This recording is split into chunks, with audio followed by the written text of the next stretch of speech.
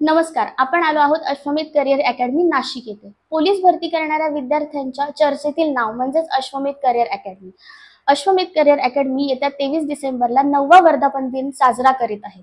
आणि अश्वमेध करिअर अकॅडमीचे सर्व आणि नाशिकमधील प्रख्यात नाव श्री मनीष बोरस्ते सर यांच्यासोबत आपण त्यांच्या वाटचालीबाबत आता थोडीशी चर्चा करूयात. नमस्कार. नमस्ते. Please have a seat. Thank you. Sir, सर्वप्रथम तुम्हाला अश्वमेध करिअर अकॅडमीच्या 9व्या वर्धापन दिनानिमित्त खूप खूप शुभेच्छा. या 9 वर्षात तुम्हाला अनेक अनुभव आणि चढ उतार आले असतील. आता आपण त्याबाबत थोडक्यात चर्चा करूया. सर, तुमचं बालपण कसं आणि कुठे गेलं?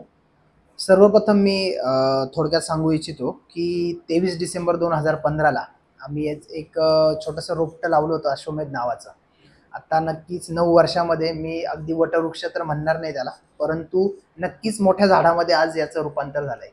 आणि हे जे स्वप्न होतं अश्वमेध सुरू करण्याचं, हे माझं खरं बालपणीचं स्वप्न होतं. मी खूप वर्षांपूर्वी अकॅडमी सुरू करण्याच्या अगोदर पण ठरवलेलं होतं की आपल्याला असंच काहीतरी करायचं आणि कोचिंग फील्डमध्येच राहायचं.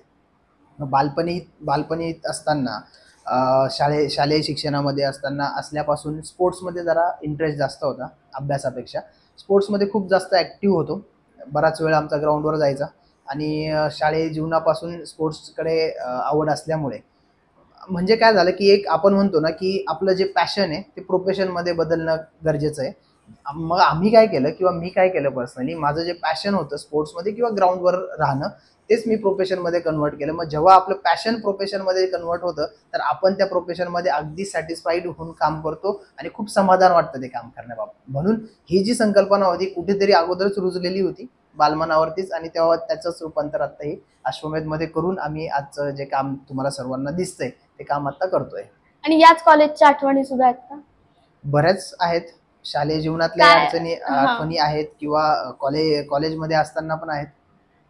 सर्वात आठवण मी सांगू इच्छितो की ठीक आहे, ग्रॅज्युएशन तर माझं इथे शाळा माझी इथेच होती नाशिकमध्ये, मराठा हायस्कूलमध्ये शिक्षण झालं, कॉलेज KTHM कॉलेजमध्ये झालं. परंतु इथून हे जे जीवन होतं ग्रॅज्युएशनपर्यंतचं, आणि फक्त नाशिक सोडून मी 3 वर्ष पुण्यामध्ये गेलो बॅचलर डिग्री आणि मास्टर डिग्रीसाठी. फिजिकल एज्युकेशनमध्ये माझं शिक्षण झालं.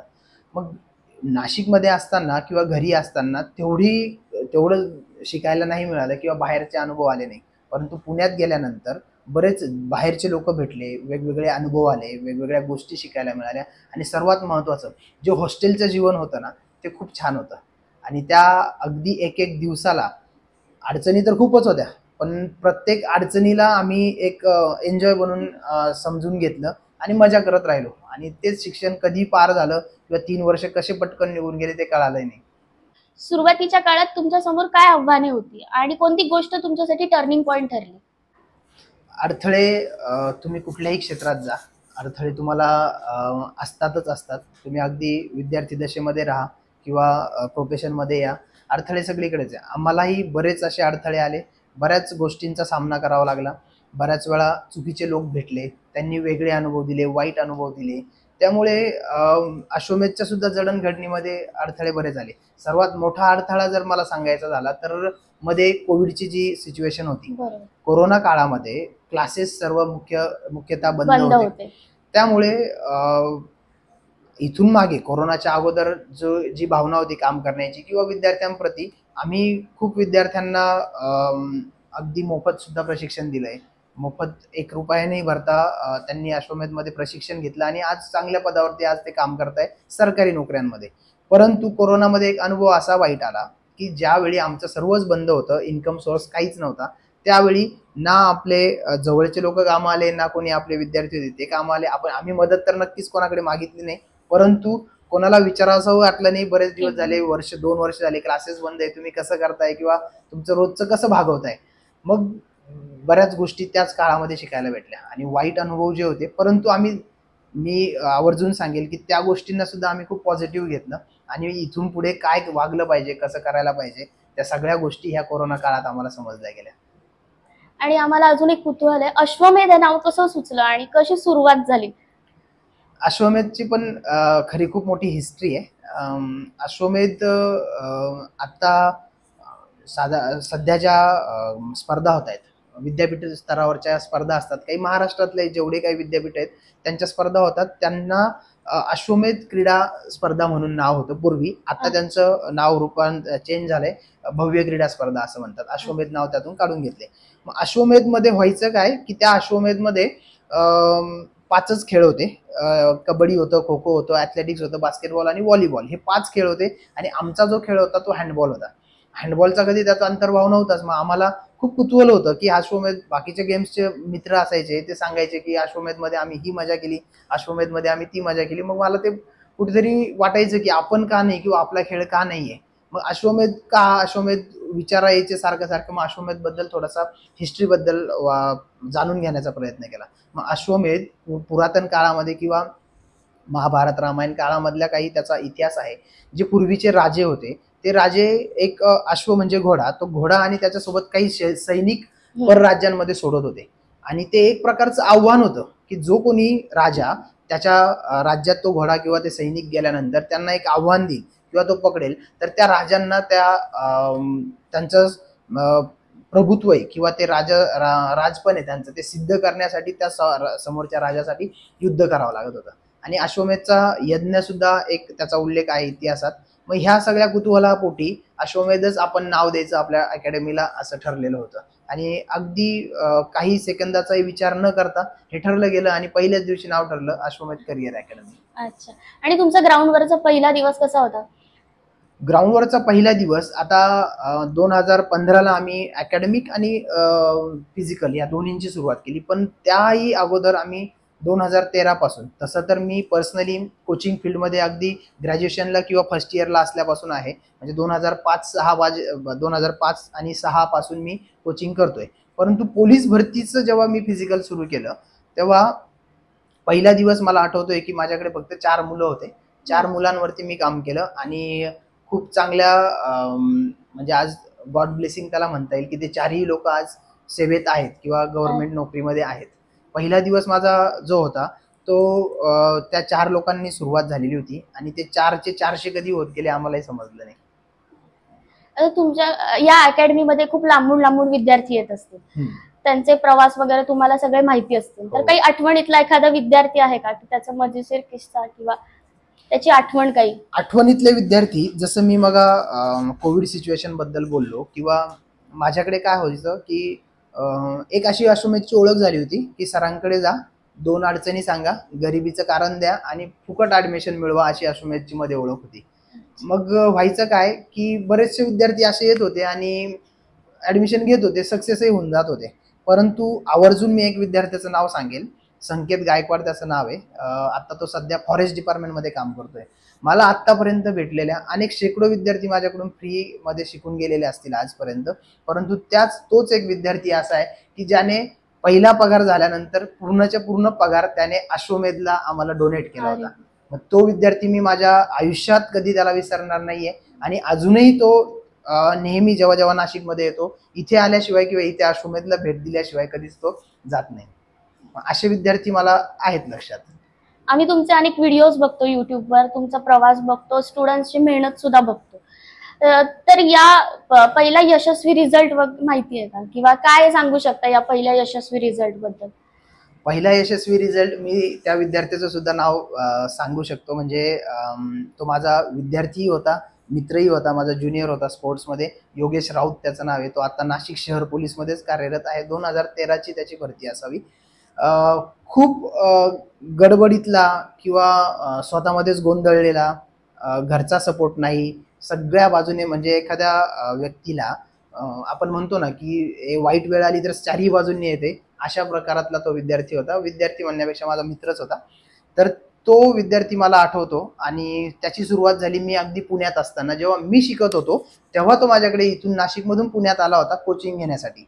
म्हणजे माझंही कॉलेज चालू होतं, परंतु तो पुण्यात आला आणि मला जेव्हा जेव्हा वेळ मिळत होता, जसा मला वेळ मिळत होता तसं मी त्याला कोचिंग करत गेलो आणि त्याने त्याच कोचिंगच्या बळावरती 2013ची महाराष्ट्र पोलीसची भरती दिली आणि नाशिक शहर पोलीसमध्ये तो सिलेक्ट झाला. तो मला वाटतं पहिला विद्यार्थी असावा. अरे, आणि सर तुमचा एवढा मोठा आणि खडतर प्रवास होता, तर सुरुवातीला असे काही दिवस आले का की थांबावं असं वाटलं, किंवा असं काही वेळ आली का की आता इथे संपलंय आणि त्यावेळेस आता इथे थांबलं पाहिजे, असं कधी वाटलं का? थांबणार तर मी पहिल्यापासून नव्हतो आणि मला नाही वाटत मी भविष्यातही थांबेल, पण काही चढ उतार तर नक्कीच आले. जसं सुरुवातीला मी माझ्यासोबत काही लोकांना घेतलं होतं की मॅनेजमेंटमध्ये म्हणा किंवा अकॅडमिक्स पार्टमध्ये, कारण मी तर पूर्ण फिजिकलवरती लक्ष देत होतो. मॅनेजमेंट आणि अकॅडमिक्स पार्ट दुसरे लोक बघत होते. त्या लोकांनी माझ्या स्वभावाचा म्हणा किंवा चांगुलपणाचा त्यांनी वाईट फायदा घेतला, गैरफायदा घेतला. त्यांनी खूप वाईट अनुभव दिले मला. त्यावेळी मला कुठेतरी असं वाटलं होतं की मी जे फिजिकल करतोय किंवा मी ग्राउंडवरती जे काम करतोय तेवढंच मी करावं, कारण ह्या लोकांना जर आपण वारंवार सोबत घेत राहिलो, पुढचे जे लोकांना घेऊ त्यांच्यावर आपण कशा पद्धतीने विश्वास ठेवायचा. कारण ज्यांना घेतलं होतं त्यांना अगदी तळापासून सुरुवात केली होती, त्यांना झिरो पासून उभं करण्याचं काम केलं. अश्वमेध मध्ये आल्यानंतर त्यांचे कुटुंब उभे राहिले किंवा सुधारणा झाली सगळ्या परिस्थितीमध्ये, तरी त्या लोकांनी धोका देण्याचा प्रयत्न केला, किंबहुना दिला पण. मग मला असं वाटायला लागलं की नवीन येणाऱ्या लोकांनी किती किंमत करावी अश्वमेधची, किंवा ते कशावरून आपल्याला खूप विश्वासू भेटतील. मग अशा वेळेस वाटत होतं की फक्त आपण फिजिकलवरती लक्ष द्यावं आणि अकॅडमिक्स हा पार्ट कुठेतरी थांबवावा. परंतु पुन्हा निदर्शनास आलं, फिजिकलमध्ये मुलं तर खूप चांगले करत होते. पूर्वी 100 मार्कचं फिजिकल होतं पोलीसला. 100 पैकी माझ्याकडे असे मुलं होते की 98, 99, 100 आउट ऑफ 100 घेणारे सुद्धा विद्यार्थी होते, परंतु अभ्यासामध्ये ते कुठेतरी कमी पडत होते. मग इकडे फिजिकलला खूप कष्ट करून सिलेक्ट व्हायचं रिटर्न टेस्टसाठी, परंतु अभ्यास नसल्यामुळे ते मुलं घरी राहून जात होते किंवा सिलेक्शन होत नव्हतं. मग पुन्हा मला वाटलं की आपण अकॅडमिकवर भर द्यायला हवा. मग त्याच वर्षी पुन्हा लगेच अकॅडमिक सुरू केलं. लोक बदलली, माणसं बदलली, सिस्टम चेंज केलं, सगळ्या गोष्टी बदलल्या आणि अकॅडमिक्सवरती तेवढाच भर दिला जेवढा आम्ही फिजिकलवरती देत होतो. आणि त्याचा रिझल्ट असा की आम्ही आत्तापर्यंतच्या जेवढ्याही भरती झाल्या, आमच्या एकूण स्टुडंटपैकी 90% सक्सेस रेशो आम्ही त्यामध्ये देऊ शकतो. तर तुमचा एवढा खडतर प्रवास आहे, तुम्ही आता त्याबद्दल माहिती सांगितली, तर आम्हाला हे जाणून घ्यायचं आहे की काही मजेशीर आणि भावनिक पण किस्से असतील, कारण तुमच्याकडे खूप लांबून विद्यार्थी येतात, त्यांचे स्वभाव वेगळे आहेत, परिस्थिती वेगळ्या आहेत, भाषा पण वेगळ्या आहेत. तर मग काय काय सांगू इच्छिता तुम्ही आम्हाला की एखादा मजेशीर किस्सा? म्हणजे मी सांगतो की जेव्हा मी नाशिकमध्ये आलो पुण्यातून, अगदी सायंटिफिक पद्धतीने एक्सरसाइजेस कशा घ्यायला पाहिजे किंवा मग काय करणं गरजेचं आहे या पद्धतीने मी सुरुवात केली नाशिकमध्ये. यापूर्वी मला असं वाटतं, मी तर हे अगदी छाती टोकून सांगू शकतो की आम्ही जेव्हा अश्वमेध सुरू केलं त्यापूर्वी एक्सरसाइज नावाचा प्रकार नाशिकमध्ये कोणालाच माहिती नव्हता. म्हणजे ग्राउंडवर आल्यानंतर प्रायर टू एक्सरसाइज काही स्ट्रेचेस करणं असतील, त्यानंतर एक्सरसाइजेस, मग बॉडी वॉर्मअप, एक्सरसाइज झाल्यानंतर स्ट्रेचिंग करणं असेल किंवा स्ट्रेंथ पार्ट असेल. पूर्वी अशी कॉन्सेप्ट होती की पोलीस किंवा आर्मी भरतीची तयारी करणारा विद्यार्थी हा ग्राउंडवरती फक्त पळण्याचं काम करत होता. पळून झालं की घरी जाणं, पळणं म्हणजे हीच एक्सरसाइज असा गैरसमज सर्व समाजामध्ये होता किंवा सर्व लोकांना माहिती होता. परंतु मी सर्वात महत्वाचं किंवा आम्ही त्याच्यावरतीच काम करण्याचा प्रयत्न केला की फक्त रनिंग म्हणजे व्यायाम नाही, याबद्दल आम्ही अवेअरनेस देण्याचं किंवा पसरवण्याचं काम सुरू केलं. मग सुरुवातीला जेव्हा माझ्याकडे खानदेश भागातले काही लोक होते, माझ्याकडे जळगाव साईडचे होते, काही चाळीसगावकडचे होते, मग आम्ही ज्या एक्सरसाइजेस ज्या स्ट्रेंथिंगच्या गरजेचं आहे, प्रत्येक विद्यार्थ्याला कुठलाही इव्हेंट परफॉर्म करण्यासाठी मस्क्युलर स्ट्रेंथ त्याच्या बॉडीमध्ये असणं गरजेचं आहे. मग आम्ही स्ट्रेंथ रिलेटेड काही एक्सरसाइज घेत होतो. स्क्वॉट्स बद्दलचं मी उदाहरण सांगू इच्छितो की स्क्वॉट्स मी जेव्हा घेत होतो, स्क्वॉट्स असतील, व्हाईट स्क्वॉट असतील किंवा लंजेस असतील, ह्या सगळ्या आम्ही एक्सरसाइजेस घेत होतो. तर मला ते जळगावकडचे मुलं आठवतात, ते अगदी अकॅडमी सोडून निघून गेले आणि माझ्यापर्यंत तर ते आले नाही. रिझन मला उत्सुकता होती की यांनी काय रिझन असेल की आपल्यापासून हे सोडून गेले. त्यांनी एका दुसऱ्या आमच्या स्टाफकडे निरोप दिला की ते सर ग्राउंडवरती बोलवतात आणि फक्त हातपाय वाकडे करायला लावतात, त्याचा आणि याचा काय संबंध रनिंगचा. मग खूप हसायला तेव्हा आलं होतं. आणि मग हा जो अवेअरनेस आहे सगळ्या, म्हणजे एक्सरसाइज म्हणजे स्ट्रेंथ पण आहे, एन्ड्युरन्स पण आहे, मस्क्युलर स्ट्रेंथ आहे, स्पीड आहे, फ्लेक्झिबिलिटी आहे, या सगळ्या गोष्टींचा योग्य संच करणं किंवा योग्य त्यांची सांगड घालणं म्हणजे एक्सरसाइज आहे. हा अवेअरनेस पसरवण्यात खूप वेळ आम्हाला द्यावा लागला. पण आजचं चित्र असं आहे, तुम्ही कुठल्याही छोट्यातल्या छोट्या गावात बघा, नाशिकच्या आसपास किंवा महाराष्ट्रात कुठल्याही, ह्या सगळ्या गोष्टींचा अंतर्भाव त्या एक्सरसाइज मध्ये आज व्हायला लागलाय, जो पूर्वी आपल्याला कुठेच दिसत नव्हता. आणि त्याचा एक खूप आम्हाला अभिमान वाटतो की आपल्यामुळे कोणीतरी, दुसरी अकॅडमी जरी असेल, ते सुद्धा लोक या सगळ्या गोष्टींना फॉलो करायला लागले. आणि चांगल्या गोष्टी पसरल्याने आपल्याला शेवटी विद्यार्थी तो विद्यार्थी आहे, माझ्या अकॅडमीचा असो किंवा बाहेरचा असो, त्याला जर 4 गोष्टी चांगल्या मिळतात किंवा फायदा होतो, त्याचा देखील कुठेतरी आपल्याला समाधान वाटतं आणि एक आनंद वेगळा भेटतो आपल्याला. आणि आता तुम्हाला कोणत्या गोष्टीचं समाधान वाटतं? समाधान सगळ्यात महत्त्वाचं तर ज्यावेळी विद्यार्थी कुठलाही म्हणजे आमचा पोलीसमधला असेल, आर्मीमधला असेल किंवा MPSC मधून PSI वगैरे असेल, ज्यावेळी तो सक्सेस होतो ना, मला त्या विद्यार्थ्यापेक्षा त्याच्या आईवडिलांनी, म्हणजे माझ्याकडे अगदी जेव्हा विद्यार्थी येतात ना, सगळ्या परिस्थिती आम्ही डोळ्यांनी बघतो की कसे इथपर्यंत नाशिकपर्यंत पोहोचतात. जे लोक बाहेर गावून येतात तिथे राहण्याची त्यांची सोय, अगदी मी असेही विद्यार्थी माझ्याकडे घडलेले आहेत की जे पार्ट टाइम सिक्युरिटीमध्ये जॉब करत होते. नाईटला पूर्ण नाईट त्यांनी जॉब करायचा सिक्युरिटी म्हणून आणि दिवसभर अभ्यास आणि ग्राउंडला वेळ द्यायचा. असे विद्यार्थी जेव्हा सक्सेस होतात ना, मला असं वाटतं की जेव्हा कुटुंबातला एक व्यक्ती अशा सरकारी नोकरीमध्ये जातो, त्याची तीच पिढी नाही तर येणाऱ्या पुढच्या 2 ते 3 पिढ्यांचं कल्याण तो करू शकतो किंवा त्यांचा व्यवस्थित सोय लावू शकतो. एवढी त्याच्यात ताकद येते, एवढा त्याच्यामध्ये कॉन्फिडन्स येतो. जेव्हा ते विद्यार्थी सक्सेस होतात, त्या आईवडिलांच्या चेहऱ्यावरती जे समाधान किंवा आनंद किंवा ते जे हसू असतं, बऱ्याच वेळा मी जे आनंद अश्रू बघतो आईवडिलांच्या डोळ्यामधून, त्याच्या एवढं समाधान मी कधीच अनुभवू शकत नाही आयुष्यात. मला म्हणजे आपण म्हणतो की खूप सक्सेस होणं म्हणजे खूप पैसा मिळवणं, पण माझी व्याख्या खूप वेगळी आहे. सक्सेस होणं म्हणजे आपल्यामुळे कोणाचा तरी उदरनिर्वाह होणं आणि किंवा त्याच्या कुटुंबाची सोय होणं, हे माझ्यासाठी सक्सेसची सोपी आणि सरळ व्याख्या आहे. मग त्याचं समाधान मला खूप जास्त वाटतं. आता स्पेशल बॅच म्हणजे अश्वमेध करिअर अकॅडमी. अश्वमेध आणि स्पेशल बॅच हे समीकरण कसं जुळून आलं? स्पेशल बॅचची संकल्पना सुरुवातीला, आता ही आमच्याकडे जी पोलीस भरतीची बॅच सुरू आहे ती 2 नंबरची बॅच आहे. म्हणजे आम्ही त्याला अगदी नाव सुद्धा वेगळं दिले, ब्रह्मास्त्र बॅच म्हणून दिले. स्पेशल बॅच म्हणण्यापेक्षा डोक्यात ही संकल्पना तेव्हा आली जेव्हा आमच्या निदर्शनास येत होतं, जोपर्यंत विद्यार्थी आमच्या समोर आहे, फिजिकलला असेल किंवा लेक्चर्सला असेल, तोपर्यंत तो पूर्ण आमच्या कंट्रोलमध्ये आहे. परंतु इथे गेल्यानंतर, तो बाहेर गेल्यानंतर काय ॲक्टिव्हिटी करतोय किंवा किती कोणत्या लोकांना भेटतोय, घरी गेल्यानंतर काय गोष्टी करतोय, जसं काही TV असेल, मोबाईल असेल, यामध्ये कितीतरी लोक आज मी विद्यार्थी बघतोय की आपल्या आयुष्यातला निम्मा वेळ याच्यामध्ये घालवत आहेत. आणि विद्यार्थी दशेमध्ये ह्या गोष्टी करणं अजिबात मला योग्य वाटत नाही. मग कुठेतरी असं वाटायला लागलं की हे लोक सगळे आपल्या कंट्रोलमध्ये असले पाहिजे, जेणेकरून यांच्या संपूर्ण ज्या काही ऍक्टिव्हिटीज दिवसभरच्या, यांच्यावरती कुठेतरी नियंत्रण असणं गरजेचं आहे आणि संपूर्ण लक्ष देणं गरजेचं आहे. मग तिथून एक प्रयोगशीलता म्हणून किंवा मग एक नवीन काहीतरी करायचं म्हणून, रिसर्च म्हणून आम्ही ट्रायल अँड एरर बेसिसवर आम्ही पहिली स्पेशल बॅच सुरू केली.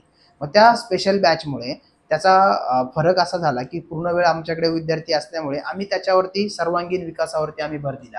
जसं फिजिकल सगळे करतायत, गावाकडे आज मुलं करतायत, फिजिकली फिट आहेत, अभ्यासही सगळे लोक करतायत, अभ्यासातही चांगले, अकॅडमिक्सही चांगले, फिजिकलही चांगले, परंतु तरी असं निदर्शनास येत होतं की दोन्ही गोष्टींमध्ये चांगले असून पण विद्यार्थी भरती होत नाही किंवा सक्सेस होत नाहीये. मग कुठेतरी आम्हाला याची जाणीव झाली किंवा मग लक्षात आलं की लोक हे मेंटली सुद्धा तेवढेच टफ असले पाहिजे जेवढे फिजिकली आहेत.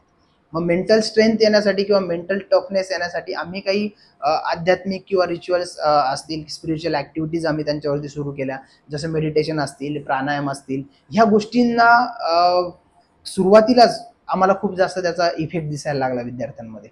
मग एक मुलांना सुद्धा क्षमता असून देखील वापरता न येणं हे दिसत होतं. मग ह्या सगळ्या क्षमता त्यांच्या योग्य रीतीने कशा वापरता येतील किंवा वापरल्या गेल्या पाहिजे याच्यावरती आम्ही काम करायला सुरुवात केली. आणि प्रत्येक विद्यार्थ्याचं इंडिव्हिज्युअल ॲनालिसिस व्हायला लागलं. त्याचे वर्तणूक काय आहे, त्याचा स्वभाव काय आहे, तो कुठल्या गोष्टीत कुठली वेळ त्याच्यावरती आल्यानंतर तो गडबडतोय. या सर्व गोष्टींच्या मुळे म्हणजे एखाद्या विद्यार्थीला एन्झायटीमध्ये जातो. एन्झायटी म्हणजे काय की बऱ्याच वेळा, आता सपोज 1600 मीटर सारखा इव्हेंट आहे, पोलीस भरतीमधला विद्यार्थी असेल, तो बऱ्याच वेळा तो 1600 मीटर पळतोय, परंतु 100 वेळा पळून सुद्धा 101 वेळा जेव्हा तो उभा राहतो त्यावेळी त्याचे हार्टबीट्स वाढणं, बॉडी शिवरिंग होणं, थोडंसं दडपण येणं, ह्या गोष्टी विद्यार्थ्यांमध्ये आम्ही बघायला लागलो. मग याचा सरळ सरळ अर्थ म्हणजे तो त्या गोष्टीबद्दल फार जास्त चिंताग्रस्त आहे. मग या गोष्टी दूर करण्यासाठी काय करता येईल, तर आम्ही त्याच्यावरती मेडिटेशन सारखा उपाय एक चांगला होता, मेडिटेशन्स आम्ही सुरुवात केली आणि ह्या सर्व गोष्टींचा परिणामही तसाच चांगला झाला. आम्ही सुरुवातीची जी पहिली बॅच होती त्यामध्ये एकूण विद्यार्थ्यांपैकी 95% आम्ही सक्सेस रेशो पहिल्याच बॅचमध्ये देऊ शकलो आणि याचा नक्कीच फायदा झाला. म्हणूनच संपूर्ण महाराष्ट्रभर हा मेसेज पोहोचला गेला की इथे रिझल्ट रेशो खूप चांगला आहे. आणि मग सेकंड जेव्हा आम्ही सुरू करणार होतो स्पेशल बॅच, माझ्याकडे पहिल्याच दिवशी, ज्या दिवशी मी अनाऊन्स केली बॅच, माझा जो नंबर होता तो नंबर मला पहिल्याच दिवशी सगळ्याच्या सगळ्या विद्यार्थ्यांनी एकाच दिवसात रजिस्ट्रेशन केलं होतं. सर आता इतकी छान यशस्वीरित्या वाटचाल चालूच आहे तुमची, तर अश्वमेध करिअर अकॅडमीचं पुढचे विजन काय असेल?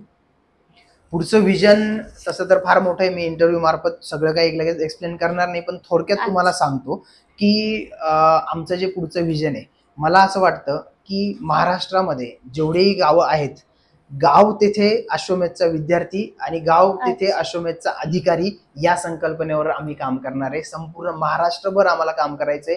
एकाही महाराष्ट्रातल्या गावामध्ये असा आम्हाला बेरोजगार तरुण नको दिसायला किंवा सरकारी नोकरीपासून तो वंचित राहील असं मला एकही विद्यार्थी बघायचा नाहीये. भविष्यात माझं काम जे असणार आहे ते याच लेवलचं असणार आहे. आणि आजच्या तरुण पिढीला तुम्ही काय संदेश देऊ इच्छिता?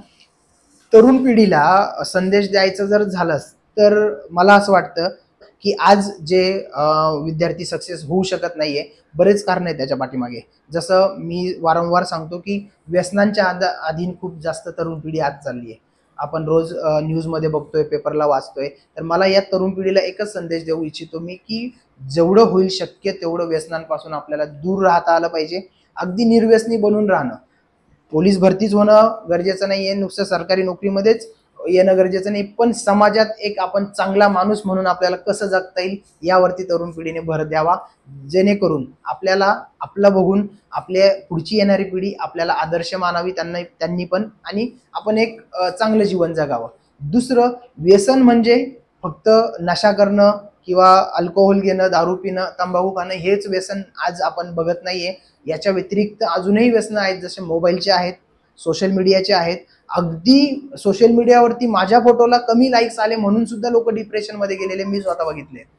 तर याचं सुद्धा व्यसन आज आपण खूप मोठी ही आपल्या समोर एक फार मोठं चॅलेंज आहे. म्हणजे मला असं वाटतं की आम्ही आता जर पोलीस भरती संदर्भात किंवा सरकारी नोकऱ्यांसंदर्भात काम करतोय तर आमचंही कुठेतरी नैतिक जबाबदारी मी स्वतःची समजतो की या सुद्धा गोष्टींचा अवेअरनेस ह्या तरुण पिढीपर्यंत पोहोचवला गेला पाहिजे. म्हणून आम्ही त्या गोष्टींवर सुद्धा आता काम करायला सुरुवात केली. एक समाजाचं एक देणं म्हणून आपण काहीतरी लागतो, त्या संकल्पनेतून किंवा त्या भावनेतून अश्वमेध करिअर अकॅडमी आज या तरुण पिढीचं प्रबोधन करण्याचं सुद्धा काम आम्ही आता हाती घेतलेलं आहे.